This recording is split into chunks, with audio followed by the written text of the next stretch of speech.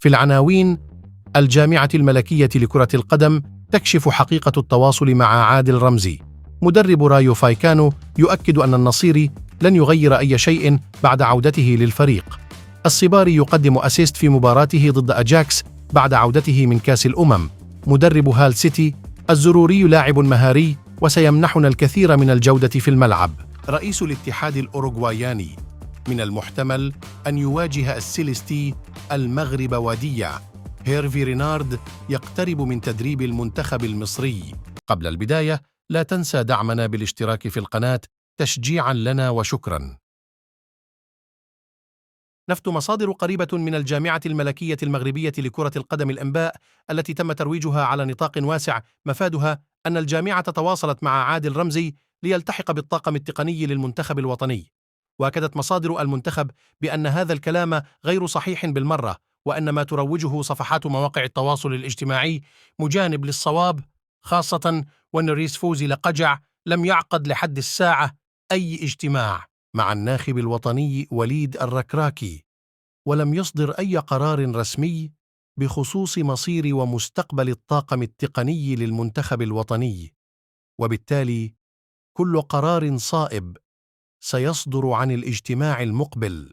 يعتقد فرانسيسكو مدرب رايو فاليكانو أن عودة المهاجم المغربي يوسف النصيري من كأس إفريقيا لن تغير أسلوب لعب فريق إشبيليا الذي ينافس على البقاء في الليغا، قائلاً في معرض الندوة الصحفية التي تسبق المباراة التي ستجرى مساء غد الاثنين على الساعة 9 ليلاً: النصيري لاعب يمكنه تقديم شيء مختلف من خلال حضوره في الكرات العالية، لكن إشبيلية لم يغير طريقة اللعب بدونه، حيث ظهر إسحاق الذي يؤدي دوره بشكل جيد للغاية، وهنالك أوكامبوس.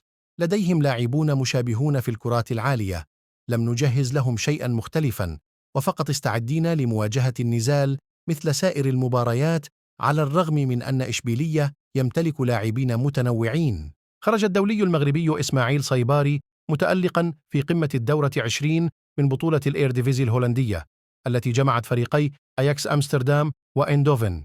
وكان الفريق المحلي أياكس قد تقدم بهدف سجله لاعبه بيرغويس في الدقيقة 19، وبعد ضغط هجومي لأيندوفن قام الدولي المغربي إسماعيل صيباري بتمرير كرة حاسمة أسيست لزميله المهاجم المخضرم لوك دي يونغ الذي سجل هدف التعادل في الدقيقة 34. وخاض صيباري دقائق المباراة كاملة وتحصل على 7 نقطة. وواصل إندوفن صدارته للبطولة الهولندية ب36 نقطة بفارق 13 نقطة عن مطارده المباشر أياكس. أشاد ليام روسينيور مدرب فريق هال سيتي الإنجليزي بالدولي المغربي أنس الزروري الذي انتقل إليه خلال فترة الانتقالات الشتوية قادما من نادي بيرنلي. وقال ليام روسينيور في تصريح للموقع الرسمي للنادي: أنا سعيد جدا بموافقة أنس على الانضمام إلى النادي. إنه لاعب ذو مستوى عال، حيث كان له دورا كبيرا في فوز بيرنلي الموسم الماضي بلقب الشامبيونشيب. وأضاف: أنس هو شخص أحببته تماما منذ أول مرة رأيته يلعب فيها، وسيمنحنا الكثير من الجودة في الملعب. وتابع: سيخرج المشجعين من مقاعدهم. إنه لاعب مهاري يستحوذ على الكرة ويمكنه اللعب وفق أسلوب فردي. كشف إغناسيو ألونسو رئيس الاتحاد الأوروغواياني لكرة القدم عن رغبة منتخب السيليستي مواجهة المنتخب الوطني المغربي وديا.